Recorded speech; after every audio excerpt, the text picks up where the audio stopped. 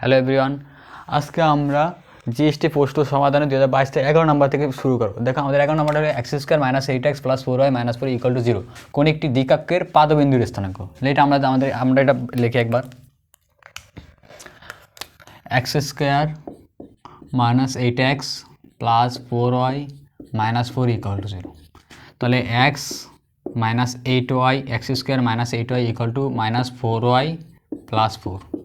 এটার আমাদের পারফেক্ট বর্গ বা স্কোয়ার বানাতে আমাদের কী লাগবে? প্লাস এডিশন 16 লাগবে। তাহলে x square minus 8y plus 16 equal to minus 4y plus 4।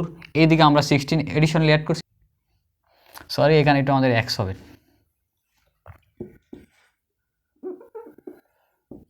তাহলে আমাদের perfect square x square minus 2 into 4 into x, তাহলে এক্স মাইনাস 4 হোল স্কোয়ারের ফর্মুলা। আর এখানে দেখো কত আছে? Minus 4y plus 20। X minus 4 whole square equal to, আমরা যদি মাইনাস 4 কমন রাখি তাহলে কত আছে? Y minus 5। ঠিক আছে, তাহলে আমরা এখান থেকে আমাদের তাহলে এটা লিখতে পারি x minus 4 whole square equal to 4 minus 1 y minus 5। তাহলে আমাদের এটা স্ট্যান্ডার্ড ইকুয়েশন হলো কি? X square equal two 4a ওয়াইয়ের সাথে আমরা কি তুলনা করি, আমাদের স্ট্যান্ডার্ড ইকুয়েশনের সাথে কি তুলনা করি। তুলনা করলে আমরা এটা দ্বিকাক্ষর, এটা হলো কি এরকম, আমাদের x square equal two 4ay ইকুয়েশনটা দেখতে গিয়ে এরকম দেখায়। আর এটার দ্বিকাক্ষের পাদবিন্দু হলো এটা। এখানে যেই পরিমাণ দূরত্ব আমাদের ফোকাস বা ফোকাস থাকবো সেখান থেকে তত দূর থেকে আমাদের পাদবিন্দু বা নিয়ামক রেখা থাকবো। তাহলে এটা শেষ আমাদের, এটা হলো কি এটার স্থানাঙ্ক হবে কি? এটা হলো 0,a আর এটা হলো কি 0,-a। তাহলে আমরা বলতে পারি X comma Y equal to কত? 0,-a। তাহলে আমরা এক্সের মান জানি কত? X minus 4। এক্সের মান জানি কত? এক্স ইকুয়াল টু কত? X minus 4। Also Y equal to কত জানি আমরা? Y minus 5। Y minus 5। Also A equal to কত জানি? A equal to -1। A equal to কত? -1। ঠিক আছে, তাহলে আমরা এবার বসাই দিই। এক্সের মান হলো কত? এক্স মাইনাস 4 ইকুয়াল টু কত? 0। সুতরাং x equal to 4। Also y minus 5 equal to কত? -a। কত? -a বা or y minus 5 equal to কত? -1। তাহলে equal to y minus 5 equal to কত? 1। তো সুতরাং ওয়াই ইকুয়াল টু, এই সাইডে আমরা 5টা পাঠাই ওয়াই 1 প্লাস 5 ইকুয়াল টু কত? 6। তাহলে আমাদের দ্বিকাক্ষের পাদবিন্দুর স্থানাঙ্কটা কী হবো? 4,6। তাহলে আমাদের কত বেড়া এক্স কমা ওয়াই কত আসবো? 4,6। তাহলে এটা হলো আমাদের এটার জন্য রিকোয়ার অ্যান্সার। তাহলে আমাদের দ্বিকাক্ষের পাদবিন্দুর স্থানাঙ্ক কত? 4,6। এবার 12 নম্বরটা আমাদের হলো এ গ্রেটার দেন 1 হলে, তাহলে আমাদের ফাংশনটা কি? লন এ এক্সের কি ডেরিভেটিভ ফার্স্ট ডেরিভেটিভ বাই করতেছে। আমাদের এখানে যদি এর মান যদি বড় না হয় তাহলে আমরা কি জানি কি লনের মান কি নেগেটিভে কোনো মান না। লনের ফাংশন হলে কীরকম? এরকম। ঠিক আছে, লন নেগেটিভে কি নট ডিফাইন। লন কত পর্যন্ত? 0 পর্যন্ত। ঠিক আছে, 0 পর্যন্ত এটা মান ডিফাইন করে না। তাহলে আমরা দেখো ফার্স্ট টাইম আমাদের কি ডিডি এক্স লন এ এক্স। আমরা জানি লন এক্সের ডেরিভেটিভ কি? 1/x। 1/x। আর এখানে আমাদের এক্সের ফাংশন আছে কি? a/x। তাহলে অলসো আমাদের ইনসাইড ফাংশনটাকে একবার ডেরিভেটিভ করতে হবে a/x not function of x. এটা হলো a x। আমরা কিন্তু একটা ফর্মুলা জানি, ফর্মুলা হলো আমাদের কি? ডেরিভেটিভ অফ a x এর ফর্মুলা কি? ax লন ax লন, এটা হলো আমাদের ডেরিভেটিভ ax এর ডেরিভেটিভ ফর্মুলা। ঠিক আছে, তাহলে আমরা এখানে কত আছে দেখো? 1/ax টাইমস আর ax এর ফর্মুলা কি? ax ইন্টু লন এ। তাহলে আমাদের ax আর ax এ কাটা, ax আর ax এ কাটা, তাহলে আমাদের টোটাল ফর্মুলা ইকুয়াল টু কত হয়? লন এ। এটা হলো আমাদের এটার অ্যান্সার। তাহলে এটা ইকুয়াল টু কত হবে আমাদের? লন এ।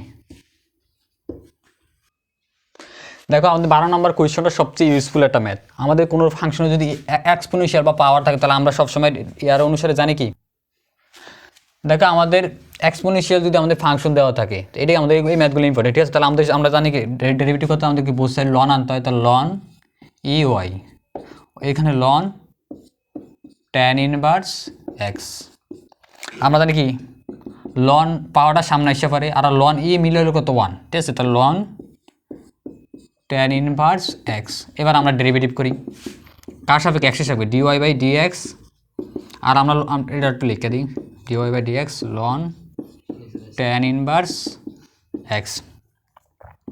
তাহলে ডিওয়াই ওভার ডিএক্স, আমরা লন ট্যান ইনভার্স এক্সের আমরা লন এক্সের ডেরিভেটিভ কি? 1/x। তাহলে 1/tan ইনভার্স এক্স।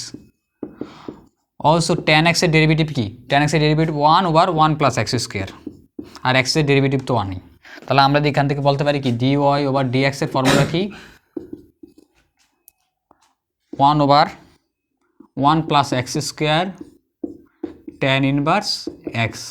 একটু কেয়ারফুলি তোমরা দেখো, এখানে আমাদের চাইছে dy ওভার dx, তাহলে আমাদের কি এটা ফ্লিপ করে দিচ্ছে, তাহলে আমরা লিখতে পারি কি এটা dx over dy equal to কি 1 plus x square tan inverse x. এটা হলো আমাদের এটার ফর্মুলা। তোমরা সবসময় কোয়েশন কি কেয়ারফুলি দেখবা, ঠিক আছে। দেখো আমাদের একটা কি দেওয়া আছে, আমাদের এটা যদি আমাদের একটা কি বৃত্তের সমীকরণ দেওয়া আছে, বৃত্তের সমীকরণ আমাদের কি x minus alpha whole square plus y minus beta whole square equal to কি আর 25 স্কোয়ার আমরা আর স্কোয়ার। এটা হলো আমাদের কি জেনারেল ইকুয়েশন অফ বৃত্তের সাধারণ সমীকরণ। আমরা এটার সাথে কম্পেয়ার করলে আমরা লিখতে পারি 25 মিনস হলো কত 5 স্কোয়ার, 25 মিনস হলো কত 5 স্কোয়ার। তাহলে আমাদের এখানে আমরা আলফা এবং বিটার মান জানি কি আমাদের কেন্দ্রকে রিপ্রেজেন্ট করে। তাহলে কেন্দ্র আছে কত আমাদের, দেখো এখানে কেন্দ্র আছে আমাদের alpha comma beta, alpha comma বিটার মান দেওয়া আছে কত আমাদের 3,2। অলসো আমাদের ব্যাসার্ধ দেওয়া আছে কত, ব্যাসার্ধ আর এর মান দেওয়া আছে কত 5 স্কোয়ার মিনস হলো 5, ঠিক আছে এখানে আর। তাহলে আমরা যদি এখানে যদি ড্র করি, আমরা যদি এখানে এটা ড্র করি, এটা হলো আমাদের কেন্দ্র, বলছে কি আর ব্যাসার্ধ হলো কত, ধরো লেট ধরে ব্যাসার্ধ হলো 5 আর একটি জ্যা, ধরো লেট আমরা জ্যাটা ড্র করলাম, ঠিক আছে। জ্যাটা কেন্দ্রে কত ডিগ্রি কোণ উৎপন্ন করে, এটা কত 5/2, কত ডিগ্রি 5/2।